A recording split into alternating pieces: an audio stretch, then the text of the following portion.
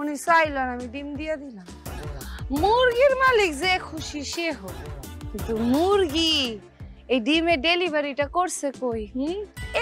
এক সময়ের ছোট পর্দার জনপ্রিয় অভিনেত্রী অহনা রহমানকে নিয়ে আলোচনা কম নয়। বিশেষ করে গেল বছরে নিজের ব্যক্তিজীবন নিয়ে নানা বিরূপ অভিজ্ঞতার মধ্য দিয়ে গেছেন এই অভিনেত্রী। এই ডিম ডেলিভারি করে, তাহলে এই ডিমটা কার হয়? আমার। এরপর থেকে অভিনেত্রীর মুখ থেকে প্রায় শোনা গেছে প্রেম, ভালোবাসা ও বিয়ে নিয়ে ভয় ভীতির কথা।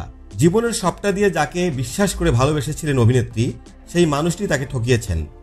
একবার সুযোগও দিয়েছিলেন, কিন্তু সেই সুযোগকে কাজে লাগিয়ে ফের তাকে ঠকানো হয় বলে দাবি করেন অহনা। এটা একটা লজ্জার বিষয়, আমার লজ্জা করে। না, লজ্জা লাগাটাই স্বাভাবিক, লজ্জা নারীর ভূষণ। কিন্তু তুমি জিনিসটাকে একটু অন্যভাবে চিন্তা করো না। ধরো আমি তোমার স্বামী আর তুমি আমার স্ত্রী, তুমি আমাকে। সম্প্রতি এক সাক্ষাৎকারে নিজের অতীত, প্রেম জীবন ও প্রাক্তনকে নিয়ে অহনার কাছ থেকে উঠে আসে এমন সব কথাই। সাক্ষাৎকারে যখন অভিনেত্রীর বিয়ে প্রসঙ্গ ওঠে, তখন মজার ছলেই নানান উত্তর দেন অভিনেত্রী। তবে বিয়ে যে সহসাই করছেন না তা অকপটে স্বীকার করেন এই অভিনেত্রী। বিয়ে প্রসঙ্গে অহনা বলেন, আমি একবার বলছি না আমি বাংলাদেশের ছেলে বিয়ে করতে চাই, আবার জেলা করছেন কেন? জানি না, আমি জানি না।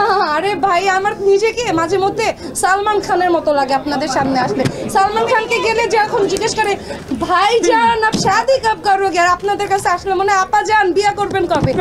ভাই যখন হবে তখন হবে, তখন সবাইকে জানাবো। ওই লুকায় রাখার মতো মানুষ আমি না। সবশেষে অভিনেত্রী বলেন, আমি বিয়ে না করারই পক্ষপাতী, বাকিটা আমি এখনো জানি না। মানে বিয়ে, প্রেম, ভালোবাসা সবকিছুই মন থেকে উঠে গেছে।